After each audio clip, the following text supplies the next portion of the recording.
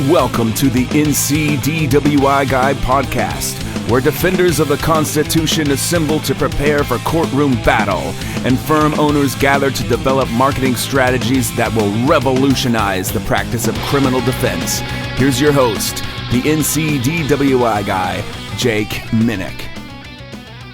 Hello, fellow freedom fighters, and welcome to episode 61 of the NC DWI Guy podcast. On today's episode, we have a DUI defense Hall of Famer on the episode. So excited to have James Nesci as a guest on the podcast today.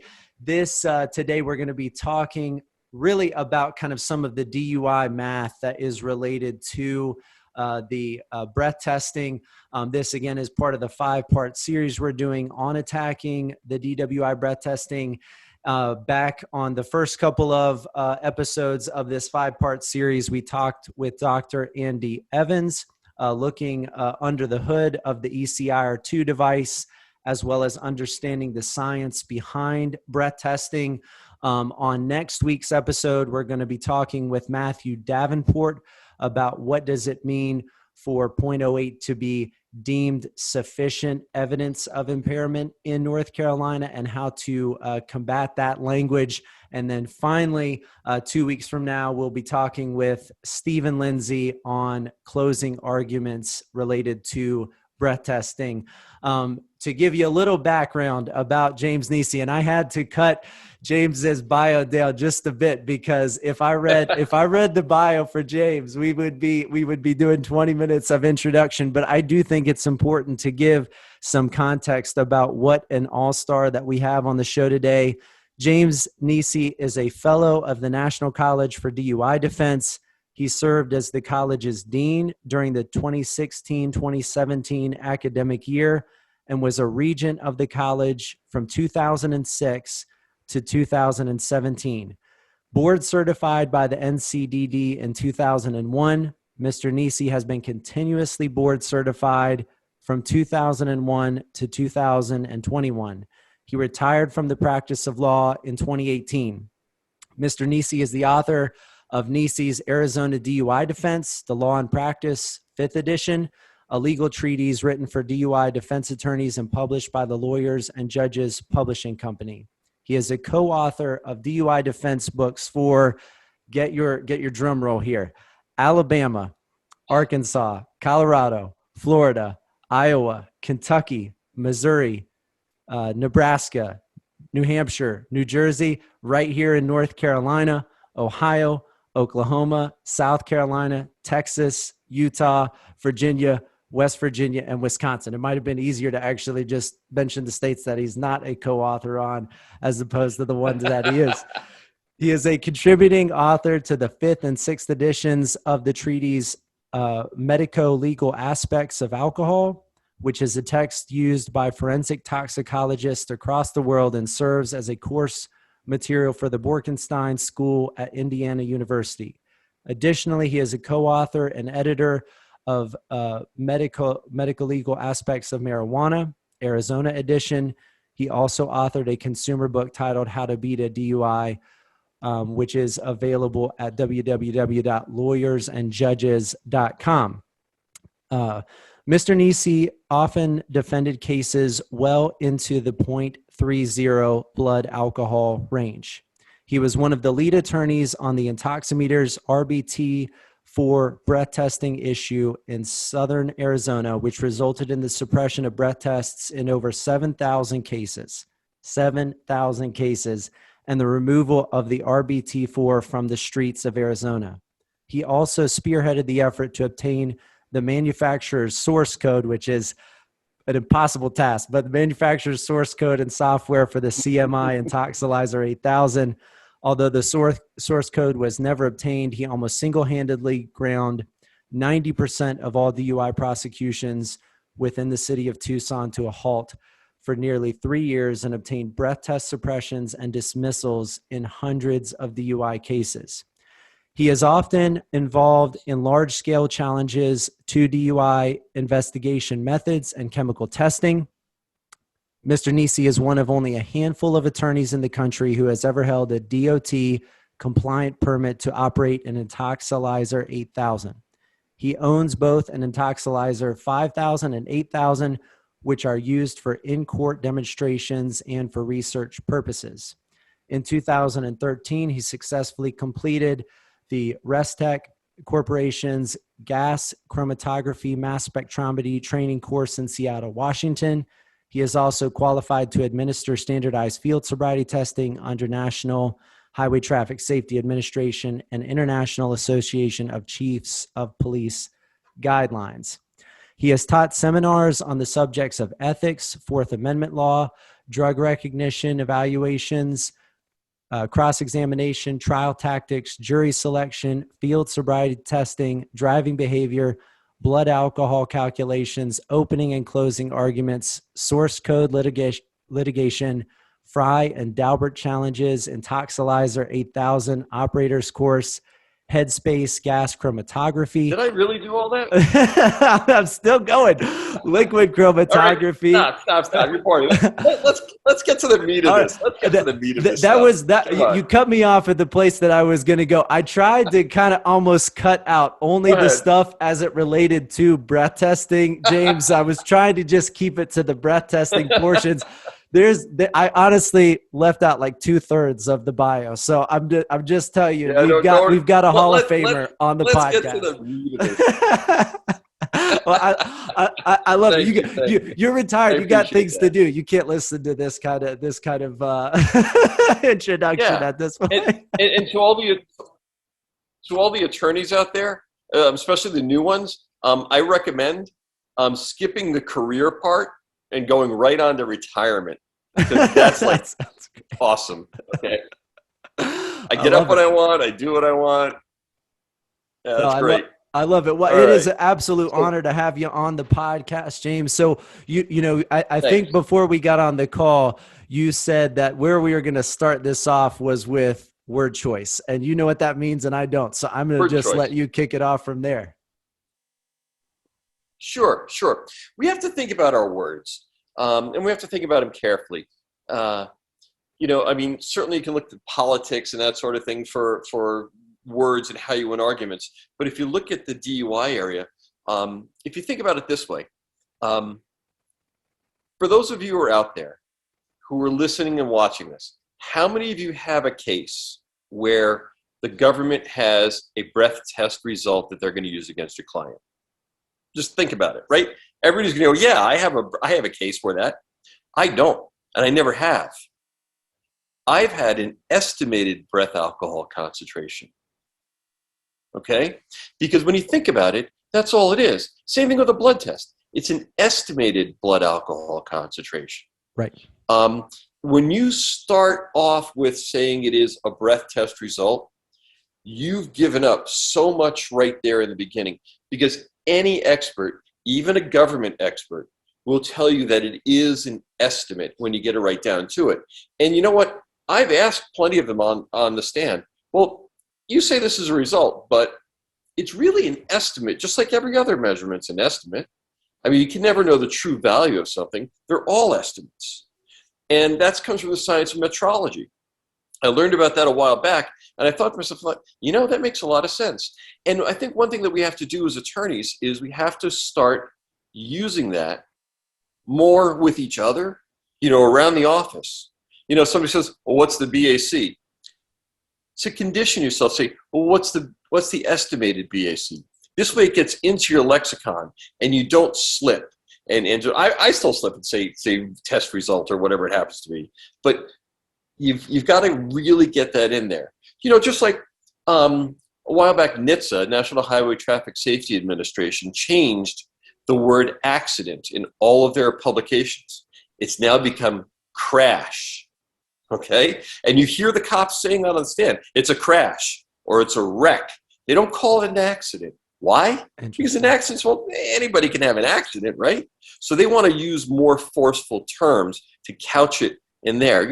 So this kind of was funny one day. I had a DUI drugs drag racing case at 5:00 in the afternoon during rush hour on a really busy street. I mean, great time to be drag racing, right?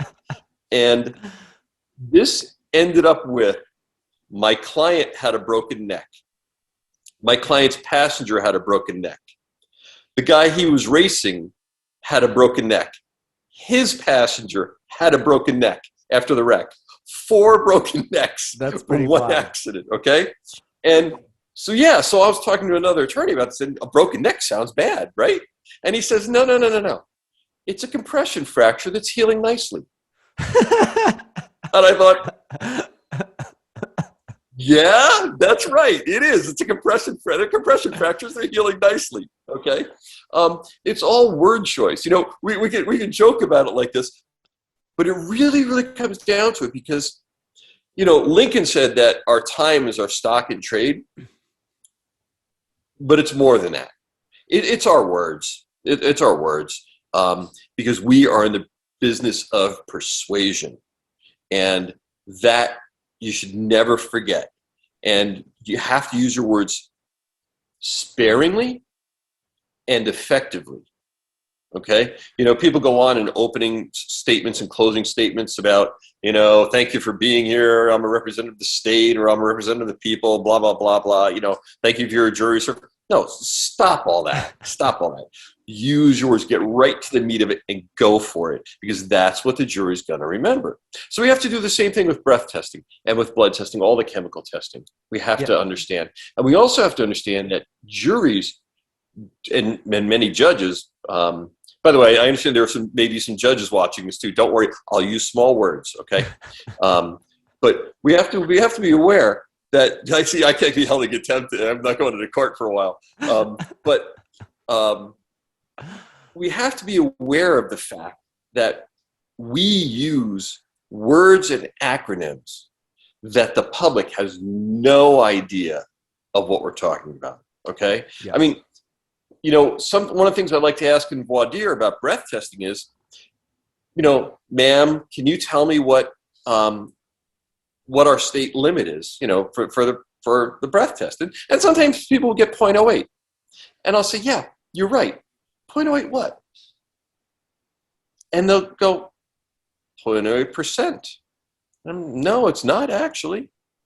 Because think about it, 0.08 grams per 210 liters of breath, right? That's not a percentage. It is with blood, because it's 0.08 grams per 100 milliliters of blood. But when we're talking about breath, it's not a percentage. Right. And so I start out with a conversation with them about that, about breath testing, grams of alcohol per 210 liters. Well, yeah. And, the nice thing is that at the end of the trial, when you get into closing argument, you can say, hey, you know what? At the beginning of this, nobody here even knew that it was 0.08 grams per 210 liters of breath, because none of them do, right? None of them do. And now look how far you've come and how much you've learned and how much you have to trust what people are telling you. And so you got to think about that.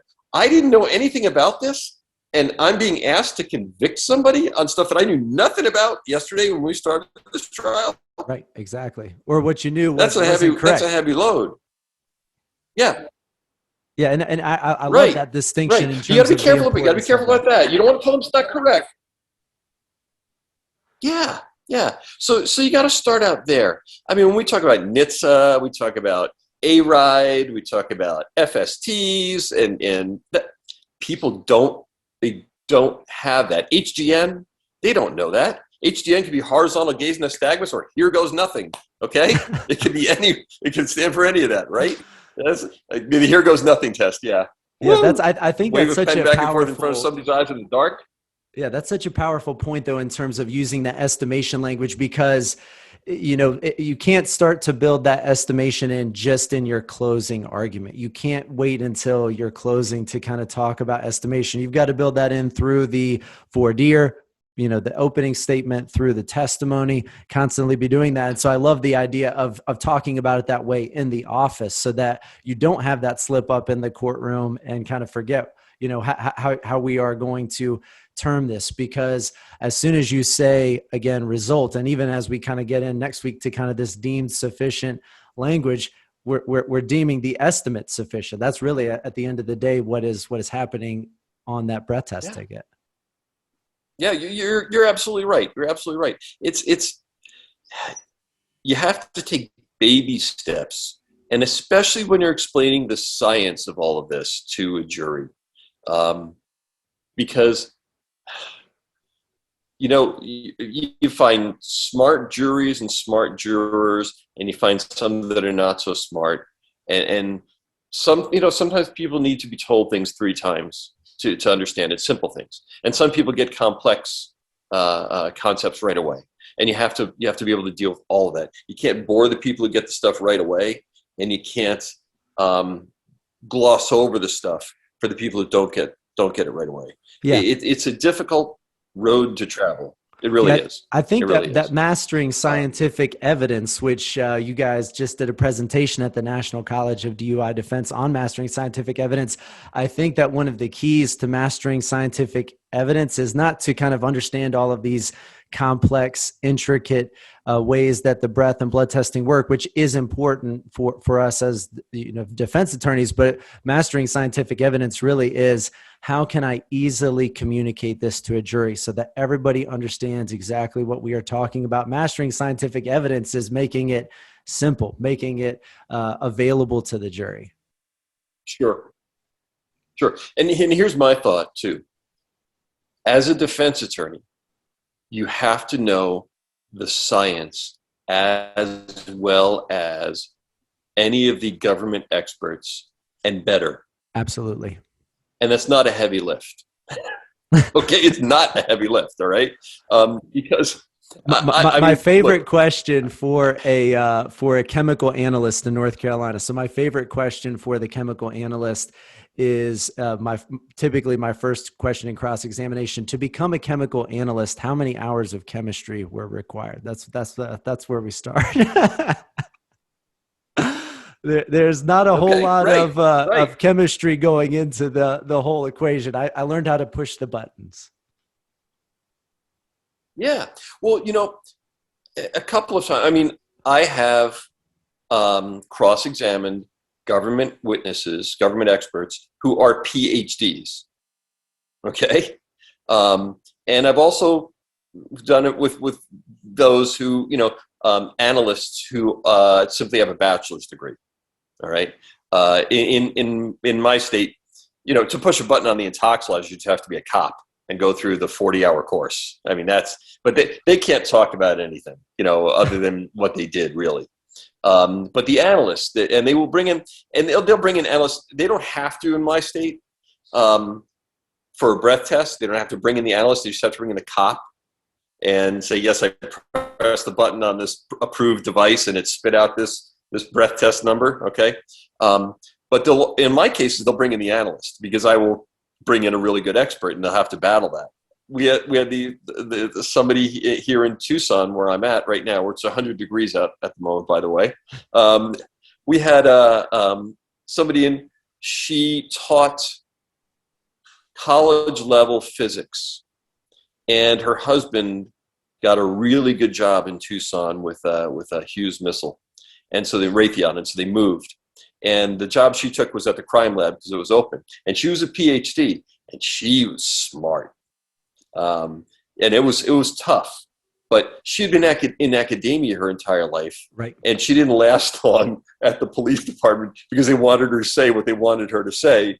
And, after a while, she's like, no, the defense is right here, or yes, that's a good possibility. And they're like, stop, don't do that. So she found it frustrating there and eventually left. But, and I do have some analysts who have master's degrees because the police department will pay their way to get a master's degree and then give them more money. And so, so sometimes we do have it, but for the most part, it's just the BS people, bachelor science BS. And you get to cross-examine them. Yeah, and I think that one of the things that was so powerful in terms of the kind of mastering scientific evidence CLE that was put on, I was kind of telling you before the call that anytime that I attend a CLE, I'm kind of hoping for like this $1 million moment, or this kind of like aha moment to pop off. And for me during that CLE, there was a lot of great points brought in by a number of speakers, but your kind of what I think you deemed the Nesci extrapolation argument was the thing that really kind of took off in terms of looking at the sample chamber. This was something that I had just never thought through. So can you kind of walk us through what that looks like? Yeah, sure. Okay, first off, you have to think about what a sample chamber is, okay? A sample chamber is the unit that is inside of the breath testing device that they're using. It is generally milled from aluminum.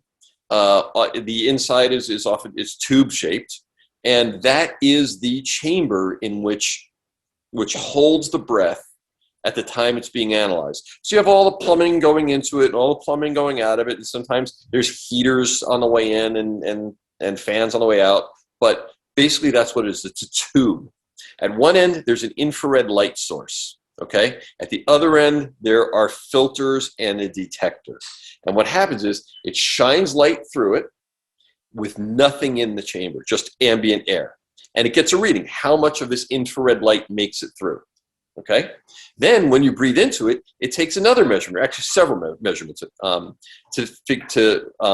see what difference there is. And like I said, it's got a detector at the end. Now, when infrared light strikes an organic molecule, it excites the molecule. It makes the bonds between the atoms stretch, bend, rock, vibrate, whatever, okay? It makes them move. Some analysts, I've heard analysts say, well, the machine sees shadows. It detects the amount of light, before and the amount of light during, and it says, okay, there's less light that makes it through, so it's a 0.10 blood alcohol or breath alcohol concentration. That's not what it does. It does not see shadows, okay? What it does is it detects the characteristic vibrational energy of these organic molecules when an infrared light strikes them. Now, the problem with that is that there are many organic molecules out there, and they have some of the same bonds. So there are certain molecules that will vibrate on the same wavelength as the alcohol molecules. In fact, if you go look at the Federal Register, you'll find that the government could not account for certain issues.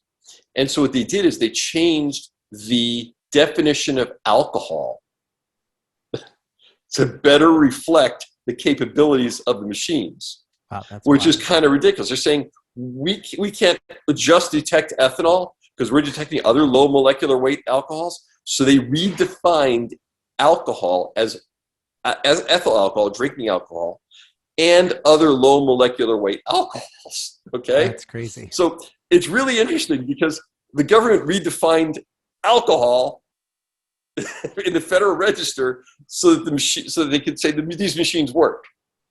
All right, and you know where you find that? You find that in the Federal Register, but you find it in something called supplementary information. This is what I found whenever you read federal government documents.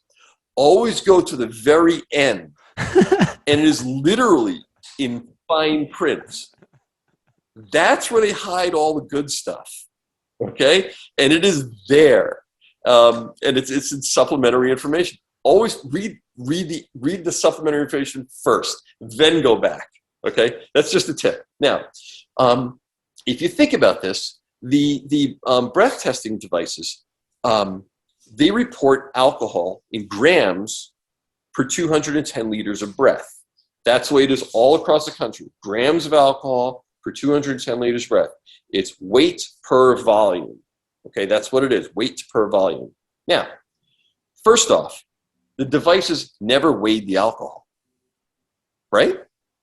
There's no scale in there. Right. They don't put alcohol on a scale and weigh it. Oh, okay, here's 0.13 grams. No, they don't. So one of the things that I think you should ask an analyst is, did the device actually weigh the alcohol? It reported grams. It must have weighed it, right? And the answer is going to be no. So first off, right there, you have an indirect measurement. That's a great question. Just on the mathematics right there, okay? But the second thing that you have is no sample chamber in the world is 210 liters. That's 55 gallons approximately. If you think about those 2-liter soda bottles, right? Okay. If it's 210, you need 105 of those. And nobody can blow 55 210 gallon liters drum into image is you know. the actors in Rocky standing around, by the fire singing songs to each other, right? So we got that 55 gallon drum. Right, yeah. Right, and they always seem to explode when the bad guy hides behind it, right? That's right. Those are the 55 gallon drums. What you can do is what I had done in the latter part of my career when I started getting lazy of bringing stuff in to court. I switched over to PowerPoint, and I have a graphic of some guy I found on the internet standing next to a 55 gallon drum for size purposes, right. and that works. I show that all the time. And sometimes I get an objection. Well, we can't. That's 55 gallons. I have my expert on the stand. I go, does that look like a 55 gallon drum to you? He goes, yeah, it sure does. Okay, foundation's made, right? Okay. It's as simple as that. So the other thing I can do, or I used to do, is I bring in. If you ever get those bags for raking leaves, the 55 gallon trash bags. Yeah, there you can buy them at Ace Hardware or Home Depot, whatever. You get a box of them. Those are 55 gallon bags, the really big ones. And you can take that out in court. And I've actually had them marked as an exhibit and entered as an exhibit to show a jury what 55 gallons is. And you take it, and then you kind of open it up and tell the jury, when they get back in the room, I get objections for this, or I used to get them all the time, which is you take it and you put it up to your mouth and you say, okay, try and fill it up with one breath. Right? It doesn't work, okay? Because that's just too much air. But that's the size that they have. Yeah. And the sample chamber is obviously much smaller. So what we're talking about is simple fractions. If I were to tell you, okay, we've got a fraction, 2/4. You can make 2/4 more simple, right? 1/2. And how did you get there? You just divide it by 2, right? Divided 2/4, you divide the numerator and the denominator by the same amount. So that's what you get. 3/9. Yeah, you can make that more simple. Now there's a difference between simplifying a fraction and reducing a fraction. Simplifying means you bring it down to the smallest amount you can, which is where you find the least common denominator, and you do that mathematical formula. But you could say, okay, I have 12/24, and you can say, okay, that's 6/12. I didn't bring it all the way down to 1/2, the smallest it could be. I brought it down the amount that I wanted. And it's perfectly legitimate mathematically to do that. So if you think about the sample chamber, we have grams of alcohol per 210 liters of breath. Well, you didn't blow 210 liters. That's the denominator. But on this side, what do you have? You have the sample chamber size. So what you've got to figure out is how many sample chambers, volumes, fit into 210 liters. That's kind of the simple way of thinking about it. That's your reduction factor. And, I think Draeger, the German breath testing device, I think they thought about this beforehand because their reduction factor is exactly 3,000 times. Okay, so I think they figured it out beforehand and then worked from that. Whereas all the other manufacturers, I think, you guys are using which machine? It's the Intox ECIR2, and I think that I found in some of the literature from a Virginia manual that the size of the sample chamber on that is a 0.009 milliliters is the size of the sample chamber. Right, 9 milliliters. It might be. I don't know off the top of my head, but I can check on that for you while we're here too. As a matter of fact, I can do it. But yeah, so that would be 23,333.33333. It just goes on. It's repeating decimal. That's the multiplication factor for that. Okay, so if you're going to reduce 0.08 by 23,333, I did the math for you. What you get is 400 thousandths of a gram. So when the device actually reads 0.08, what's in the sample chamber is not 0.08 grams.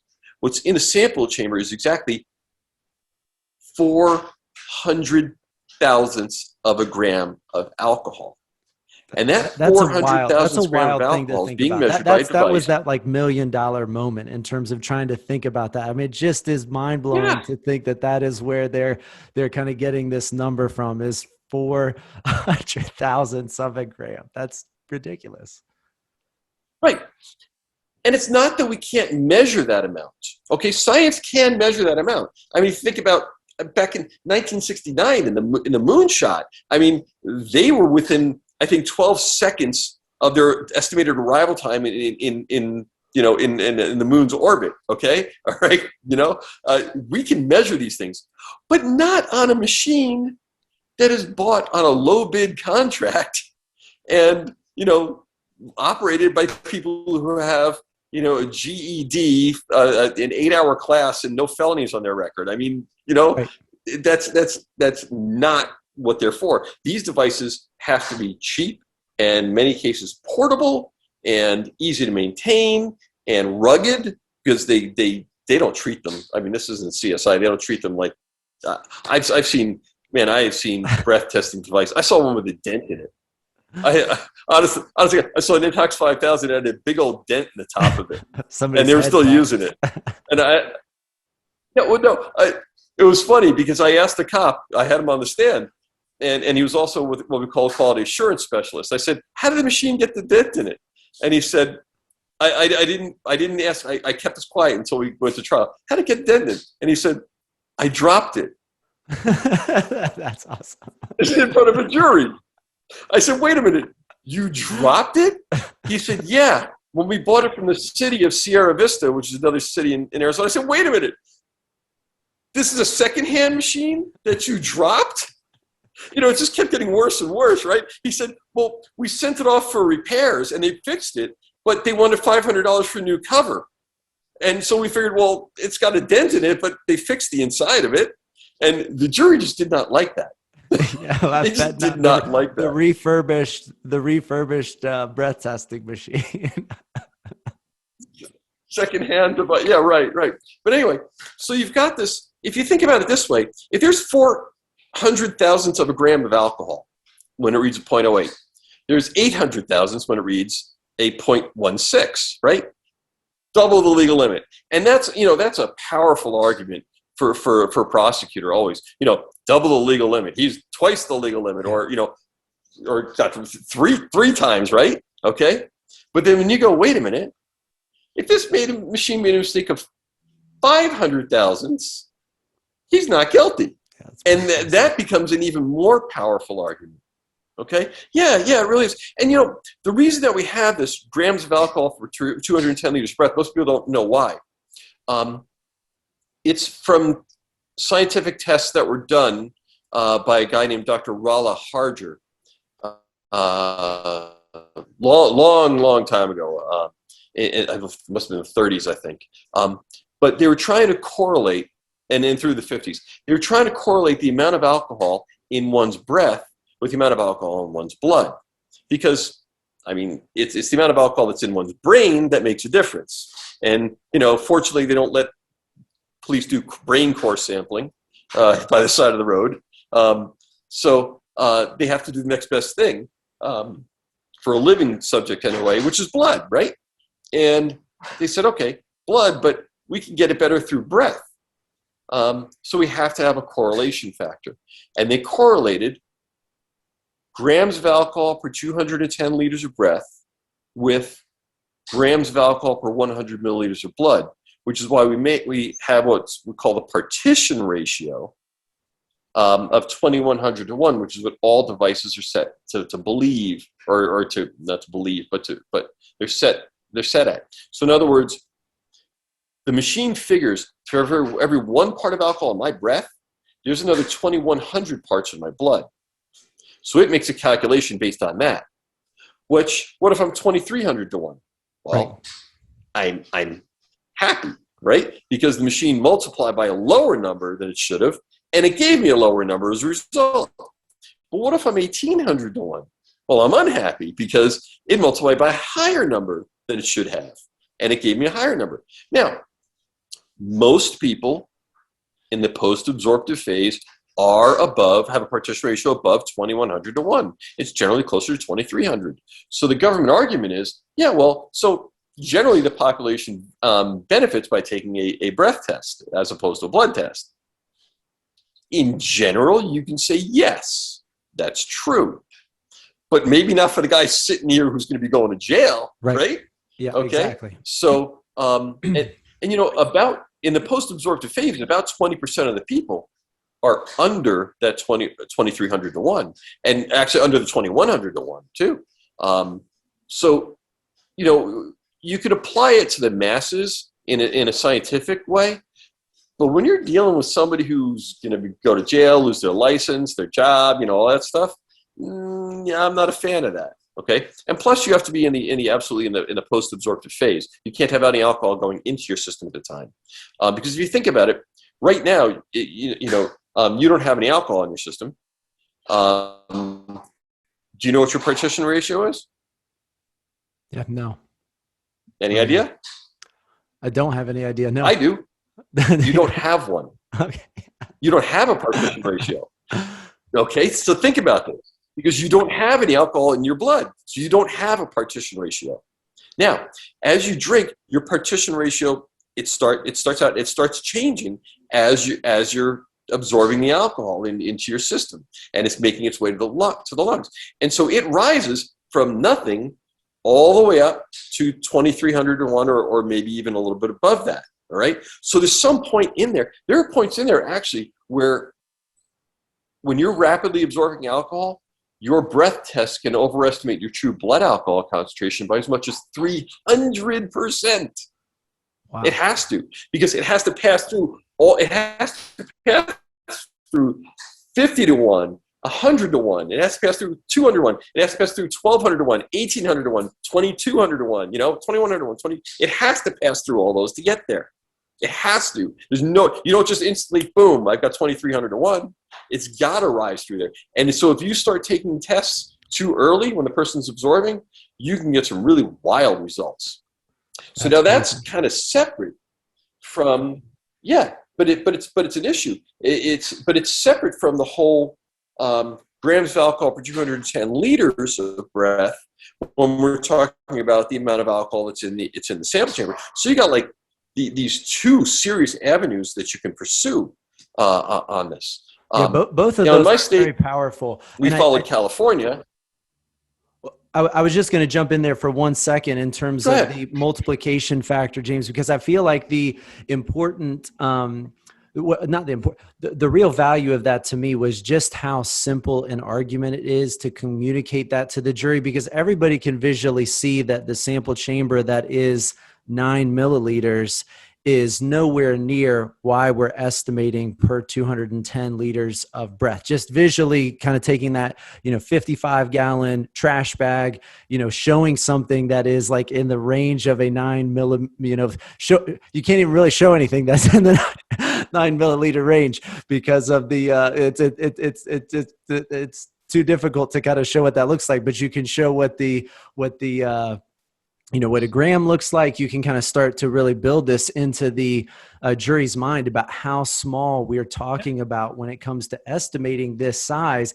And I think that one of the important things about that then is, how are you kind of going about this in trial in terms of communicating that multiplication factor to the jury? How do you use an expert to get the size of the sample chamber in to do the math? What is the process that you kind of go through for that? Sure, it's a lot like what I did during the Mastering Scientific Evidence seminar.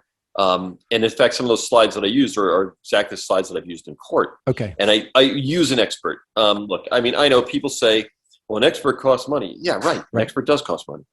Okay. Do you want to win the case or lose the case? Right. So, just out there for all the attorneys out there, when you quote a price to your potential clients, don't neglect to include an estimate for what the expert is going to charge, and tell them it is necessary, okay? Because it really, really is.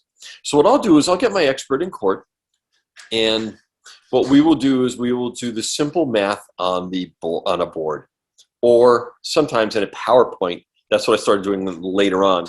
Have it all set up, which is to show them 2/4 and say, what do we call this thing? A fraction. Can we say it more simply? Yes, we can say it 1/2, and show 1/2, and then 3/9. And so then we have a simple rule. I just ask the expert, say, so whatever we reduce the denominator by, we have to reduce the numerator by, right? Is that the rule? And yes, that's the rule. And then we show 0.08 grams per 210 liters and say that's the same thing. It's a fraction. Now, 210 liters is the size that they reported it. And when I would bring my Intoxilyzer 8,000 into court and the trash bag, I would say, well, how much bigger is this 55-gallon bag? We go through the 55-gallon thing. How much bigger is this than a sample chamber? He says, well, it's a lot bigger. It's I think in the Intox, it's 29.4 milliliters is the sample chamber size. And what I'll say is, look, watch this. I can take my entire Intoxilyzer 8,000, fit the whole thing into the trash bag, and probably have room for another 8 of them, right? So obviously that sample chamber is really, really small. And juries, they get that. They get the visual on that, okay? I think that visual is so critical. Oh, yeah. Oh, look, there are people who learn by hearing. There are people who learn by seeing. But the vast majority of people retain most by seeing and hearing at the same time, okay? So you've got to keep that in mind. And that really reinforces it. And if you can get the trash bag to go back with them in the jury room, that's even better. So we do that, and we show them the size of these two things, and we just do the simple math. Well, how many times do I have to reduce it? In the Intoxilyzer 8,000 for us, and that's 7,142.85. Okay, that's the reduction factor. And so we just simply do that math. And then we compare it to the breath estimate that the government has put up as a piece of evidence. And we say, well, wait a minute, what was in the sample chamber at this time? And we get that result. In my state, we have rules that say that we cannot use, and this, by the way, this is what made me get so inventive with this. We have rules that say that we cannot convert breath to blood. In fact, you could have a real breath test that's over the limit, okay? And your blood could be under the limit. And that's not a defense, okay? Which is crazy, but it's not a defense.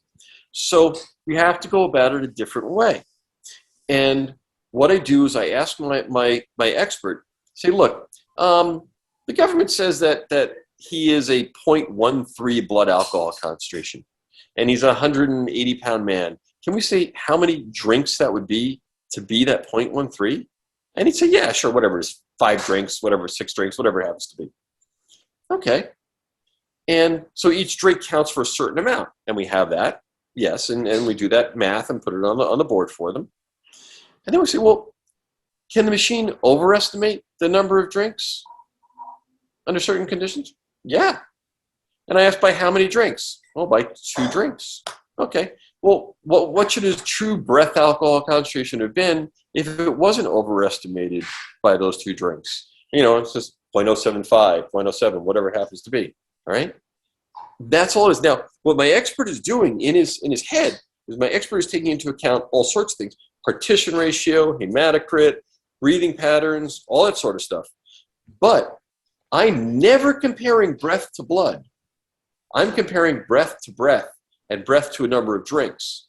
So that keeps me out of trouble in terms of switching over to blood, okay?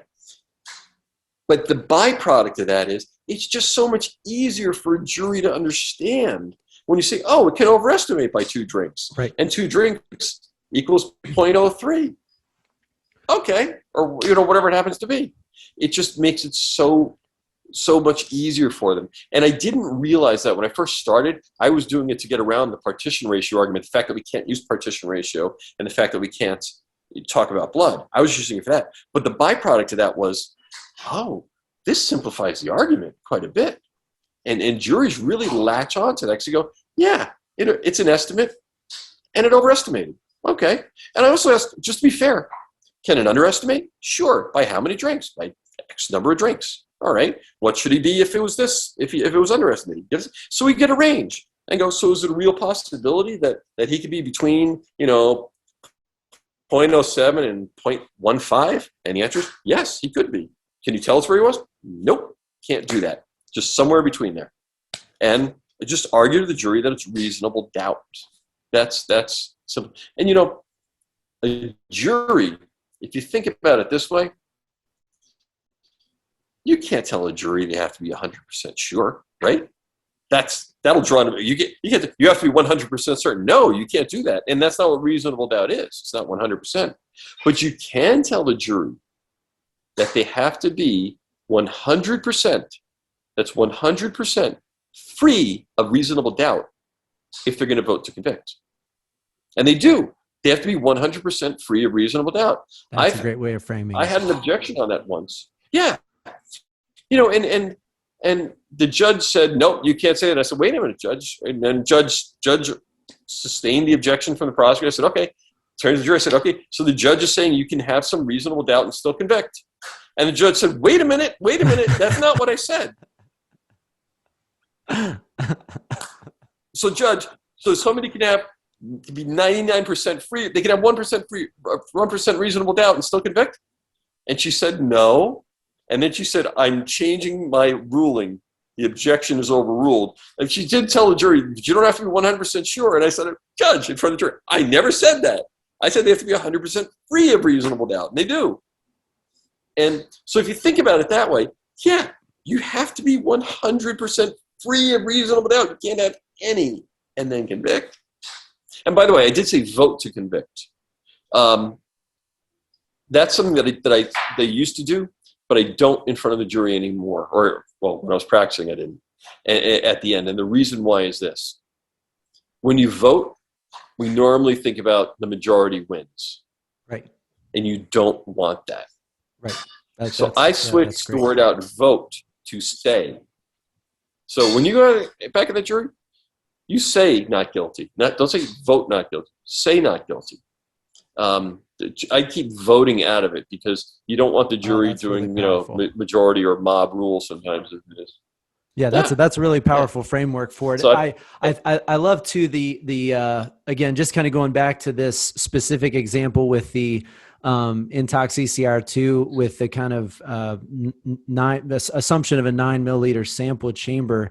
If you have that sample chamber, and we're talking about 4 100,000ths gets you basically to a 0.08. We double that, we get up to 0.1, 0.16.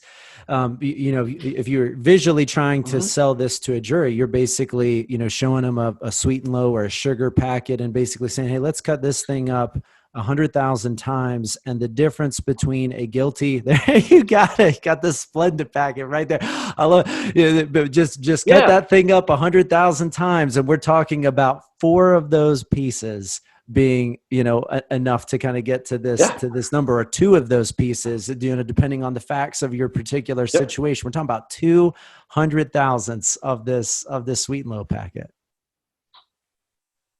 Right. But don't open up the packet and put it out and divide it up, because that's a bad visual for defense attorneys, especially if you do it on a mirror. That's really bad.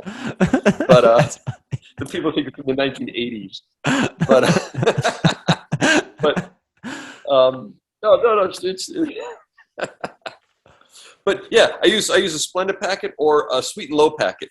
And honestly, the reason I just have Splenda around the house. But the reason I use sweet and low packet visually, because it's pink, and it's easier for a jury to see it, because generally you don't have other pink colors around you in the courtroom, and it's visually easier to see. That's just my 2 cents on that. But that's why I typically use that. If I don't have it around, I use a Splenda packet. And don't use sugar, otherwise you'll end up with ants in your briefcase. That's funny. No, well, I think that is such a powerful visual, along with that 55-gallon drum. And in terms of, kind of any way that you kind of are wrapping this up to the jury. So now you've kind of gotten this presented through the expert testimony and are kind of walking through the jury about the breath test being an estimation. Kind of any final thoughts that you have in terms of kind of communicating this specific extrapolation argument or kind of comparison between blood and breath testing to the jury? Any kind of final thoughts on that end, James? What we started off with was word choice. And what you have to do is you have to keep it simple. It's the KISS principle, keep it simple, stupid, right? It's a good acronym to write on things, because you really do.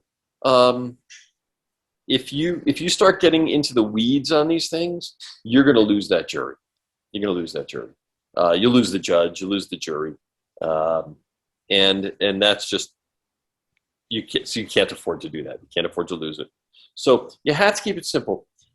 And I am a huge, huge proponent of PowerPoint.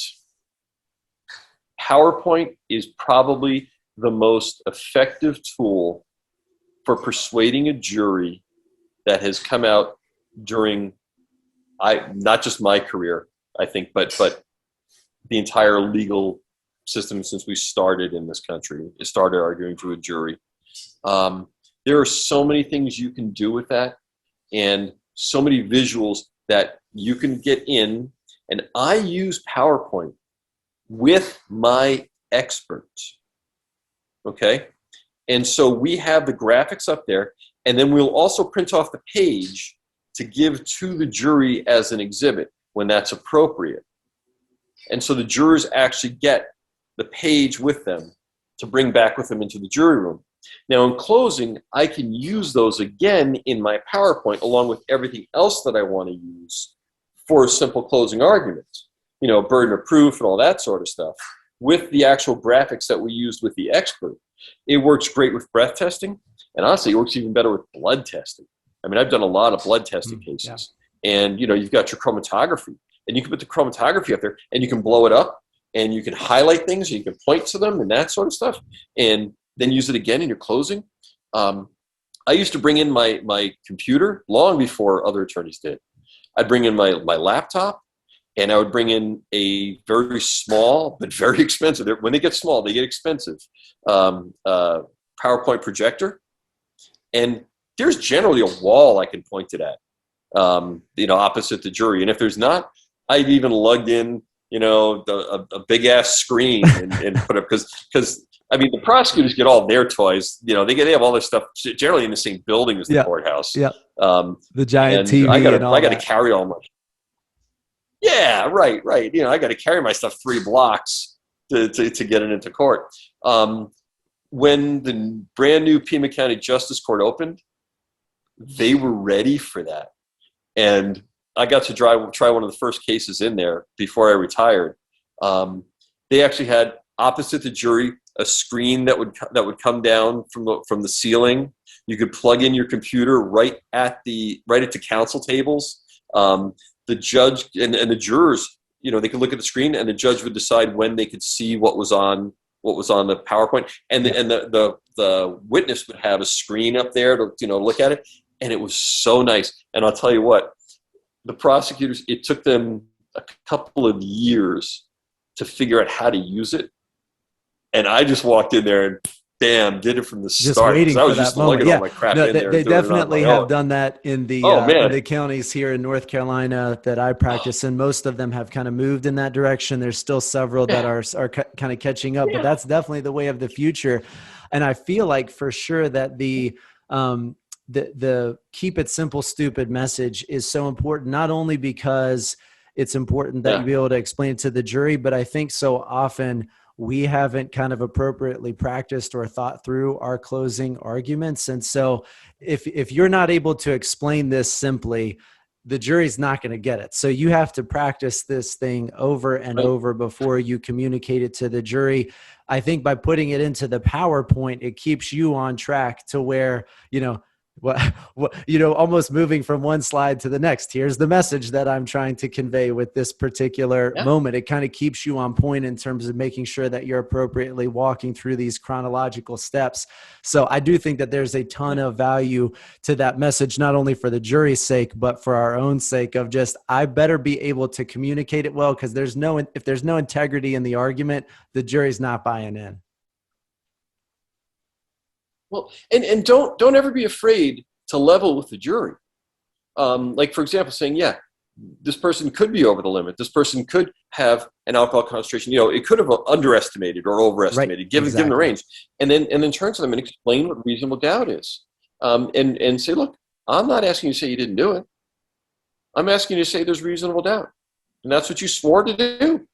So, honor your oath or not. Right? When you should never be afraid to level with them on stuff like that, and never be afraid to talk to them just like people.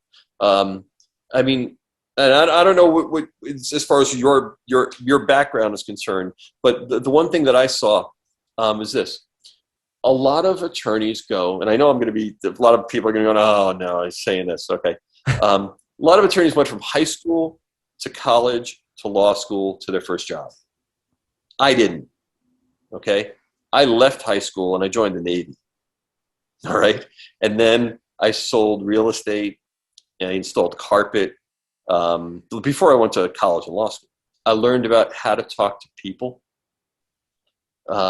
Which is critical. That's most of our job as criminal, whether it's our clients, colleagues, the jury itself. It's communication is about being in that mode of understanding with the person that you're talking to. If you can't sell, it's selling it is about kind of understanding it and putting yourself in the same place. Yeah. I can remember. And you can't forget this. A lot of people on the jury are not college educated. They're working manual labor jobs. And I remember as a carpet installer, going into somebody's house and bringing all this carpet. First off, taking all the furniture out, tearing up all the old carpet, putting in the new carpet, putting all the furniture back, including the piano. And I remember the person who the owner of the house, she said to me, oh, you must work out. And I'm like, no, I don't go home and lift weights after I did all this. No, I go home and have a beer and lie on the couch. Okay. But I didn't say that, I didn't say that. I said, no, we just move the stuff, right. But it's, you have to have that ability to see what other people are going through. Right. At the time and where their frame of reference is. And when people say, one thing that really pisses me off when attorneys say, I would submit to the court. Oh yeah? You would submit to the court? Well, just do it. Don't tell me you would submit. Okay? People, just talk to people, damn it. Just talk to people. The legalese really does no favors to the defense. It's really all... The prosecution, I feel like, uses a lot of times legalese, and it really actually creates a barrier to the defense. And I won't say the criminal defense attorneys don't do this, but one of the things to really improve your practice in the courtroom is to just get rid of that language. Like, you want to make the science understandable. You want to make your argument understandable. If you're using all of these, legalese and talking in this kind of haughty way, it's just like, well, I don't know. I don't believe what this guy's talking about. Yeah. Any attorney who uses the words therefore, heretofore, or God forbid, Latin in front of a jury should be taken out back of the courthouse and shot. Okay? It's just don't do that. Okay? That's my 2 cents on word choice. Well, I love the conversation, James. It has again just been so helpful. I think that this extrapolation argument where we kind of go through this multiplication factor, to me, was just one of the most kind of mind-blowing moments that I had. I mean, I think reasonably I had thought through, what's going on in the breath testing isn't, clearly isn't this 210 liters of breath that's happening. That had already kind of entered the mind frame, but figuring out the specific calculation factor of how you get from sample chamber to the 55 gallon drum to 210 liters of breath is just a huge moment in terms of trying to kind of get the jury to buy in. This is a estimation, and the estimation is based on a very small sample size. I mean, this is a very small number that we're talking about. Well, at the National College for DUI Defense summer session, which is going to be virtual this year, unfortunately, but we're being careful with this. The following year it'll be back, but I'm doing this exact argument with breath and blood. So I'm going to show you how you can do this with a blood test as well, because they use a very small amount of blood. I mean, they draw, 2 tubes. They open one, but they don't test the 10 milliliters that's in there. They test far less than that, and yet they report it in 100 milliliters of blood. So there's a multiplication factor there as well. That's 4,000 times in most crime labs. So it's something you just got to know all the way around. Yeah, that's super helpful. And I'm signed up for the summer session myself, so I'm looking forward to hearing that. If you're interested in improving your DUI practice, you should absolutely go to the National College of DUI Defense website and sign up for the summer session. It is, I would say, I don't know that it's in the time that I've been practicing, it's ever been offered virtually. So it is kind of a steal in terms of information. So anybody that is interested in being able to improve their practice from their home or office, this is maybe like the best opportunity to be able to do that at a very, manageable cost. So I would highly recommend anybody that wants to take their practice to the next level to sign up for that. It's ncdd.com, National College DUI Defense.com.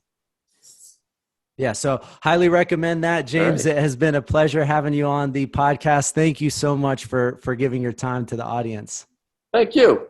If you found the information in this podcast to be valuable, I simply ask that you pay it forward and share this podcast with another member of the legal community. Also, if you would leave us a rating or a review on whatever platform you are listening on, I would greatly appreciate it.